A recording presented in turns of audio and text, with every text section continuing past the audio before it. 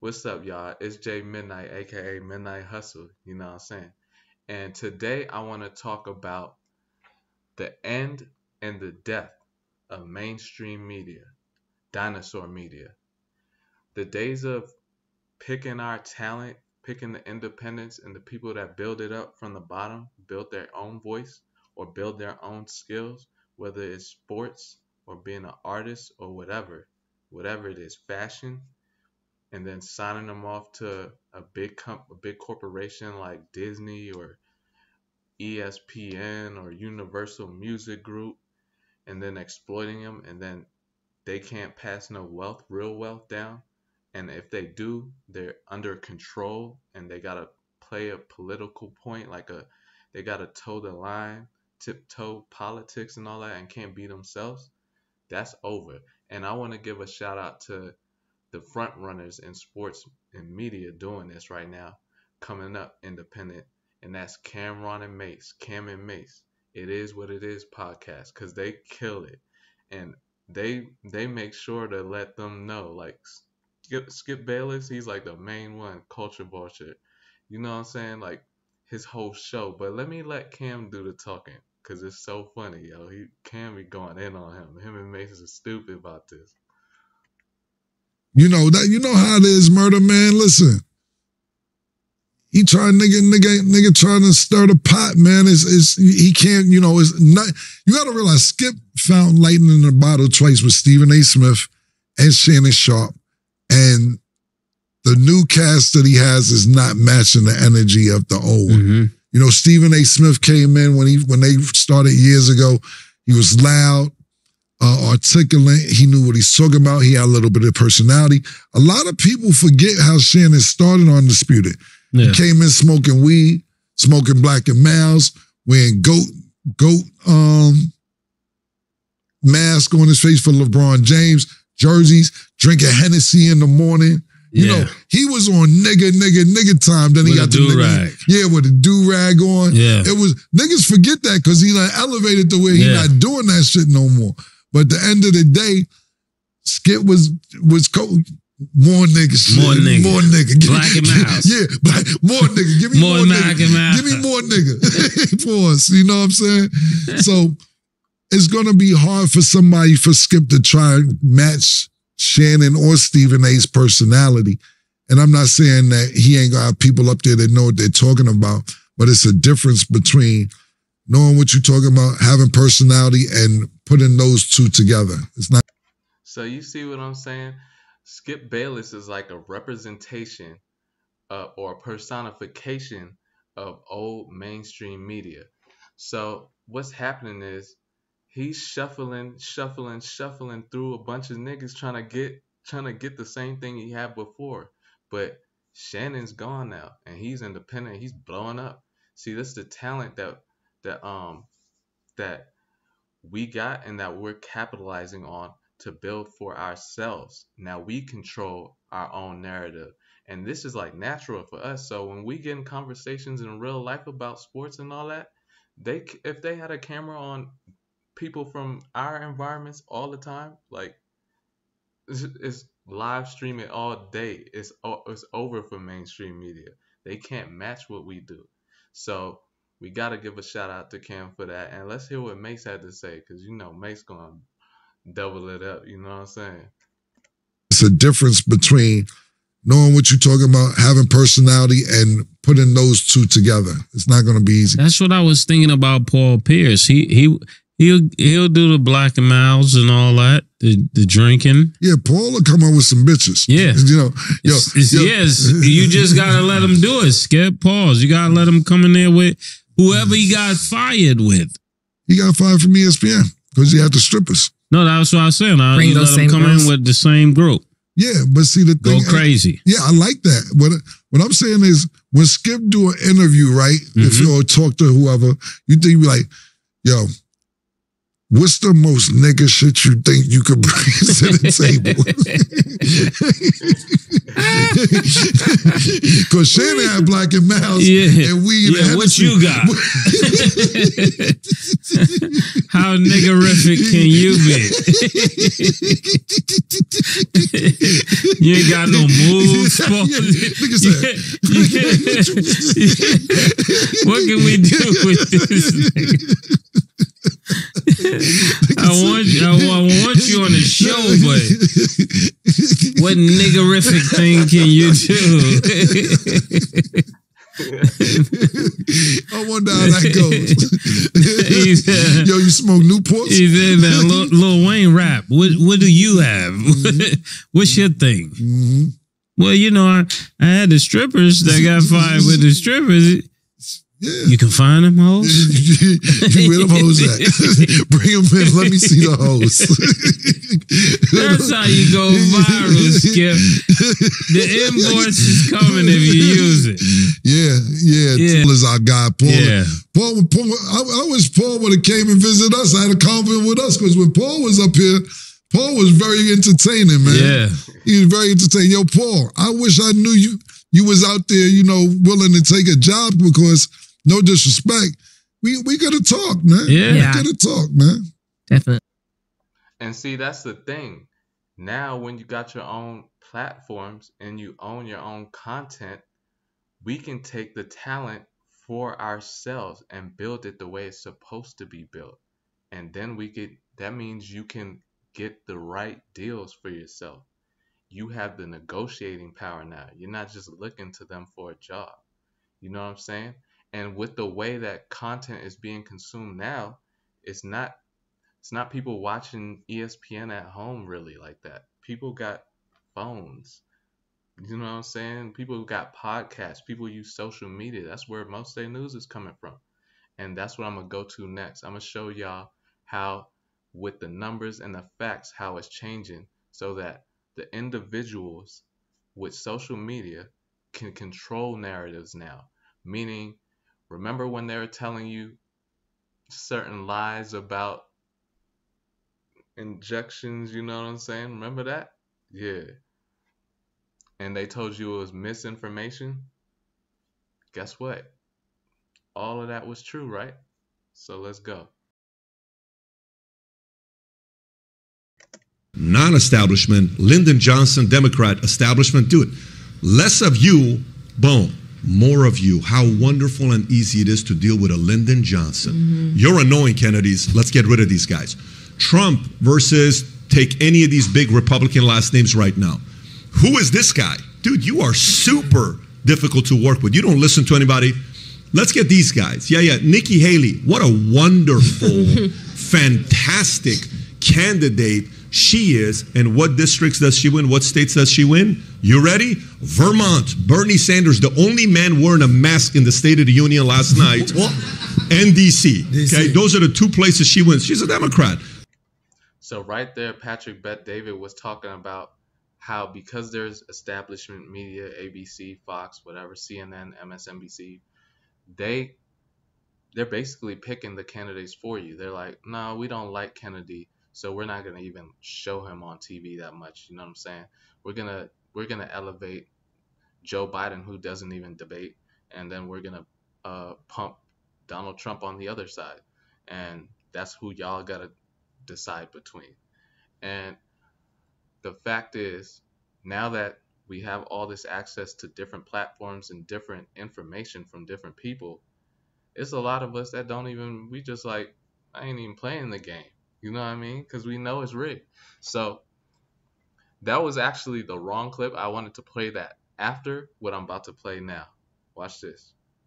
Mm-hmm. Yeah, and by the way, Rob, do you have the chart that shows, Brandon, I think you have this, that shows how much we consume with OTT, with YouTube, with cable, and how it's been declining over the last 10, 15, 20 years? And Chris, I know you're saying they said 20 years ago, late night news is a thing of a past and all this stuff. Evening news, yeah. That's not what I'm saying. No. It's how we consume it, in what platform. Yeah. Cable TV is a thing of the past. Cable is going away. And the beautiful thing about capitalism is if I can sit here and watch a podcast right now going on, I can go on YouTube, I can go on Spotify, I can watch Joe, I can watch anybody I want here on the podcast, live, comment, do all that stuff. And, you know, the person's talking, and if they're doing a sponsorship with somebody, great. I like it. I don't like it. That gives me the edge. But this is the one, Rob. If you can pull this up, on what happened with cable and what's been going on with it. This is, if you can pull up this chart, it shows Nielsen, the difference between broadcast, streaming, other, and cable, and what companies are increasing, what companies are decreasing. Are you guys able to pull this up? Rob? Let's see if everybody say the establishment won't let you pull it up. Shout out. These guys do a great job here. Come on, Rob. Okay, check this out if you have it up. There you go. Zoom in a little bit. That's July of 22. The baby blue on the bottom left is 34.4%. It's cable. Okay. That's just a year prior to that. And if you look at streaming, 34.8, other 9.2, broadcast 21.6. And you don't see YouTube on the other side because it's dark. YouTube on that chart is 7.3%. Now, if you go to the next chart, go to the other one that you have that goes to 2023, Rob, because you just showed 22. Do you have the 23 or no? You're putting a lot of pressure on him, by the way. The 23. Watch what happened. Cable, just in 1 year, went from 34.4 to 29.6 in 1 year. What's 5 on 34? 5 on 34 is 15%. Yeah. In 1 year, it dropped 15%. If you go back and look at this 10 years, it's a whole different story. But going back to the establishment, non-establishment side, you know, So you see what Patrick Bet David is saying there is cable TV news is basically dead and it's on its way out. So the people that are in position with independent media and being on the platforms and building their audience now, the trend is going to come to them because the audiences are going to come to these people that are the front runners because they're authentic and they're being true to themselves. And that's what people want. Like, people don't want to watch like a news reporter on TV reading the script all day, every day. Like, come on, I want to know who you are. Is you about this war, this 2024, for the truth? That's what we want to know. So next, I'm going to go to how these platforms, the establishment that controls media, controls the narrative of people by, they can take a thing like the movie Black Panther and make that erase the whole real meaning of Black Panther Party. And then they'll have people so hyped to go see this movie, and when they see it, you see certain people like Wakanda. I'm like, y'all pressed over a fictional place. Like, this is your history. Like, so now when you go on Google or you go on social media, you go on TikTok, because now all the kids get their history and their sources of news and everything from TikTok. Imagine the kid growing up typing Black Panther. To them, the only thing a Black Panther was, besides an animal, is a movie with a fictional superhero. And Kanye West broke this down with Joe Rogan. So that's what we're going to show you next. Black, white, anything. There's a systemic white supremacy. Like when I tag, white supremacy, or we say this, it's like yes, that is America. That is the world. Currently, we've been taught that. My first superhero was Superman, and my dad was a Black Panther. But, when Disney makes Black Panther, now when you look it up, you don't see my dad protecting his neighborhood or snatching a mic out of somebody's hand while they're lying. I don't know, like father, like son right there. But you see this character that's made for Black people to idolize, that was designed by a white person and put out by a white company. So it's controlling the narrative to say, we're going to show you Harriet Tubman. We're not going to show you Nat Turner. And they do it every chance they get. Maleficent, they called her race of people the Moors. And the Moors are, and I just saw it again. I was just like, yo, if you erase our history. Like most black people, we don't know where we come. We think we came from slaves. We don't know our bloodline, and we're given Black History Month, and we take that like it's some gift to us. No, it's a programming to us. So they're controlling narratives, is what Kanye's telling you, and that I'm sure you know. And so I never went to go see Black Panther. Well, I never really been into like animated superhero type of movies or whatever. But I was like, what is Wakanda? So this is what so people were so hype about, and I'm like, what?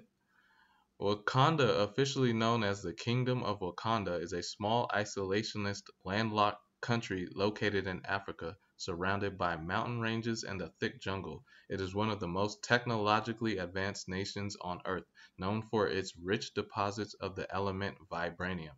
Now, look, a kid, because this is who this type of information affects. A kid is going to think the way that's written, even though right here we can clearly see it's the movie's definition of Wakanda. A kid might just look at this and think, oh, that's Wakanda. It's a real thing. No, but there is a real Africa that is basically that. You know what I'm saying? So I kept reading. I was like, let's see. How did Wakanda become Black Panther? Black Panther is a title held by T'Challa. I don't even know what that is. A member of the royal family of the fictional African country of Wakanda. After the death of his father, T'Challa claimed the throne and the role of Black Panther. He was exposed to a mystical herb that enhanced his strength and agility to near superhuman levels. Like, bruh, I can't do it. But look, when the establishment puts out all this entertainment and fiction and all this and says it's based on true things and blah blah blah, what they're really doing is programming. So now that we have platforms where we can reach the people directly ourselves, that's what we do. So now y'all are gonna be like, you're seeing me for the first time. You're like, damn, I never knew like all niggas was impressed over that movie. Like some of y'all probably be thinking like niggas is so hype about this, cause I see it too. I be like, I don't even know what's going on, bro. I don't even watch it, but so that's what I wanted to talk about today. You know what I'm saying? That you and me can exercise our right to speak, and when we do that, that is empowering the future, cause we need kids to be able to see different something different than the mainstream narratives. Because why would you raise your kid in a lie? Like, and we need smart people talking. We can't just have everybody be a puppet or a celebrity. You know what I mean? We need people to show the diversity in people. And that's how stuff like racism ends. Because I've been around white people and black people, so I don't really think about it the same way as someone who only grew up with white people or someone who only grew up with black people. It's balance. So, but when you don't have that life, you are more prone to be ignorant or have stereotypical thoughts or beliefs because you just haven't been around. And then you figure out from being around or now seeing and hearing through all the content we can create and disseminate, that it's different types of people. Everybody's different, but we all are the same in the sense that we want the truth and we want to keep it real. And we're tired of all that left right politics shit in life. You know what I'm saying? We about building. All right? It's Midnyte Hustle. You know what I'm saying? Free game for a lane. Peace out.